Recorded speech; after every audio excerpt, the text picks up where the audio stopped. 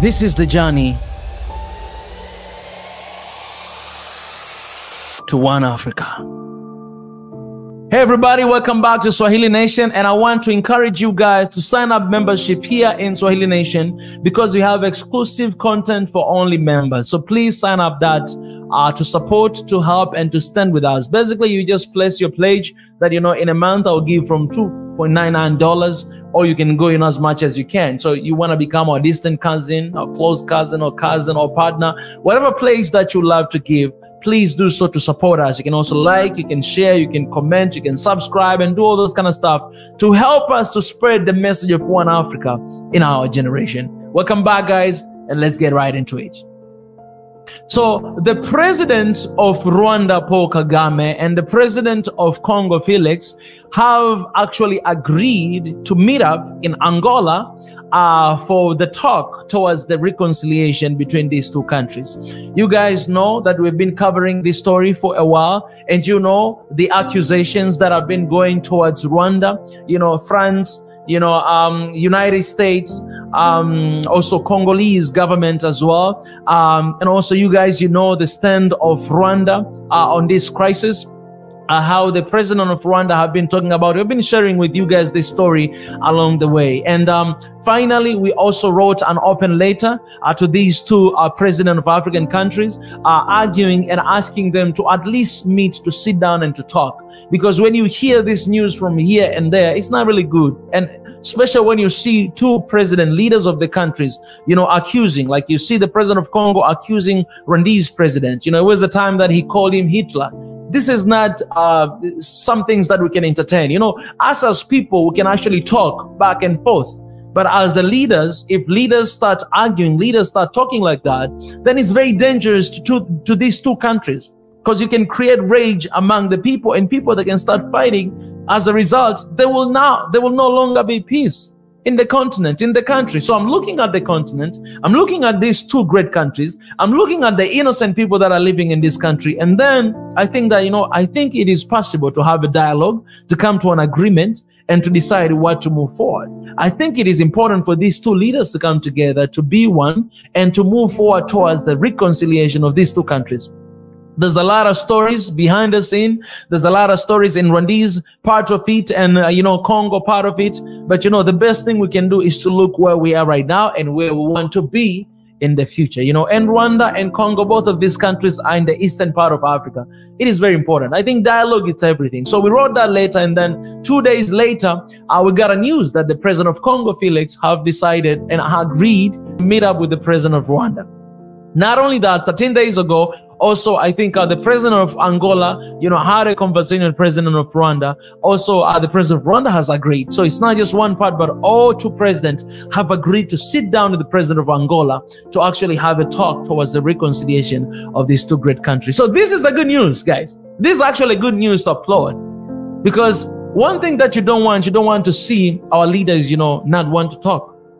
Because if you don't want to talk, obviously you're going into a war. And we cannot afford that to our people. And I think they don't want that either. So I think this is the good side. I think this is not the time to pick sides. I always say that guys, please try your best not to pick side, because when you pick side, you're not helping anything. When you pick side, you're actually escalating situation in another level. And I know a lot of you have been accusing me that, oh, I'm siding with, with Rwanda, Kagame is paying me. But let me tell you this, guys, I'm only here to preach the message of one Africa. And I'm only here to try my best, my level best, to bring about that unity in the continent as much as we can. And I think the unity is not going to be brought in the continent if we pick sides, if we choose one side to blame and another side to criticize. No. And I came here, I was very specifically to talk about Rwanda and the President Kagame, that guys, please do not believe what the United States and what France is saying. Because we know these guys, they're not saying anything if they don't have something that they want in return. All right, they can simply side with Congo because they want something from Congo. You know what I'm saying? They can simply accuse Kagame because they don't want Kagame to be there. You know what I'm saying? And I came here to say that no, we cannot take our information from them. We cannot side with them. In the continent, we cannot afford to choose groups, which groups we want to be in. Because you all know that the devil, the enemy, is here to divide and to conquer. And if we cannot succeed to actually be one Africa, I'm telling you, choose your side, and as a result, we're not going to have peace in the continent. So stop picking the sides. I understand the people of Rwanda, they might pick the side of Rwanda because they're Rwandese. I understand the people of Congo might pick the side of Congo because they are Congolese. But the rest of Africans, we cannot afford to pick sides. These are two great countries in the continent. These are our fellow brothers and sisters. We need to stand with them. We cannot point fingers to them because it's not going to solve the issue. It's going to accelerate the situation. And I don't see the reason why we should do that, because we want prosperity for the entire continent. You know, I'm talking about, you know, I've been talking about Rwanda. I've been talking about what is happening in Rwanda. I've been talking about that country. Man, I shared more than 8 different videos of Rwanda, and I did not see a single negative comment toward the president of Rwanda. From Rwandese people. I'm talking about from Rwandese. I did not see a single negative comment. All right. So I don't know how to judge this. I don't know how to come with the conclusion. But the only thing that I've seen is that these people, they love their president. Why? Because of what he has done to their country. And I think the same thing, this should be the same lesson to the rest leaders of the continent. First of all, your people, of course, not everybody will love you. Some people will hate you. Some people will despise you. And you're not going to do everything right because there's no one who is perfect. But as long as you are taking your country to the next level, you brought from where it was in 1994, right now it's right here, you deserve applause. Something has been done right in that country. And I think Africa, the rest of Africa, we need to learn. We need to learn something about that. And not only that, we need to cooperate one another to find a solution. How can we do the same thing to our countries? And that's why you see the president of Burkina Faso right now sending troops, sending officials to Rwanda to gain experience about how to take down the terrorist attacks that are happening, you know, in the country of Burkina Faso. You all know that Rwanda supported Mozambique a long time ago to stop that from happening. And now Burkina Faso is allying, the west side of Africa is choosing to align with the first East African country, Rwanda, to partner with, not other country, but Rwanda. This is the kind of unit we need. So the talk, I hope, is going to be like, okay, how can we bring about peace in the eastern side of Congo? Because this is the place where there's a border between Rwanda and Congo. How can we bring peace in this region? How can we join our hands together to bring about peace? And I think there's a very good solution, for diplomatic solution between all these armed groups. Because in Congo, there's not only M23. There's more than 120 different armed groups that are trying to dismantle the country of Congo. So we cannot just point to one. There's other 119 other armed groups that are still doing the same thing in Congo. Then how can we as Africa, how can Rwanda and Congo as two great countries, how can other countries of Africa that is in the borders of Congo support Congo to overcome this crisis?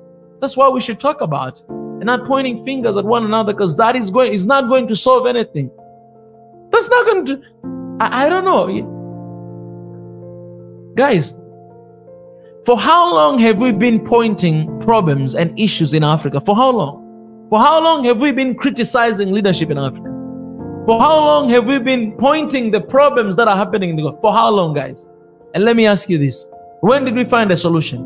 When did we start talking about the way forward? When did we start pointing out the solution? When did we say that, okay, now this is the solution? When? No, nothing. You see African Union Summit, every time they're sitting talking about the issues in Africa and how can we solve this? But we don't see the solution. Why? Because this way is not effective. We can't keep choosing sides. We can't keep pointing out. We know what the problem is. We know it. And we need to solve it. And you know what is the problem? We're divided. We're not one people. We're not one Africa. And therefore we're fighting. Everybody's fighting individually. The problem is everybody's fighting individually. The problem is we're not finding a common ground and coming together. You know, the person who brought the system of borders and division, divide and conquer, they were Europeans. They were divided before and they were killing each other for more than 100 years. They realized that, you know what, I think we need to come together and we find somebody else to colonize. They came together, they formed African Union. The same system that did not work for them, they started for us. They introduced it to us. 60 years later, Africa, we're here, we're still using the same system in our own countries. What do we expect? What do we expect? So the issue of Congo and Rwanda, I am not going to take side. I don't take sides. But I always feel like if I see America and France are involved, then I know what is about to come. He stopped? Yeah, ila video inaendelea. Okay, that's okay. You try itoe basi. Itoe hapo. Okay? When I see Americans and France are involved, I know that something is off. I know that something is not right. I know that something is not right. And I'm not going to side with them against any African country. My mission is to unite Africa. I love Rwanda. I love Congo. And I'm not going to side with anyone. I'm going to side with both of them because my heart is for one Africa. So stop accusing one country over the other. Stop finding who is the enemy. We all know who is the enemy. Somebody out there who wants to see chaos in Africa, who wants to see war between Rwanda and Congo. Rwandese people, they don't want war. Congolese people, they don't want a war. Because they know what it means to them. Rwanda, they fought a lot before. Congo, they've been fighting all the time. None of these groups, they want war. None of these groups, they want war. More than 1 million people dying in Rwanda in 1994. And more than 7 million people displaced from Congo. And 6 million died, you know, in all these years. Do you think they want war? No, they don't want war. So stop entertaining that. And the Western media, stop entertaining that, oh, maybe it's going to happen a war. No, there's no war. It's not going to. No war is going to happen in Rwanda or Congo. No, because these leaders are wise enough and they have decided to meet and to talk. We can't wait to hear the date that they're going to meet. And you know, something good is going to come out of this.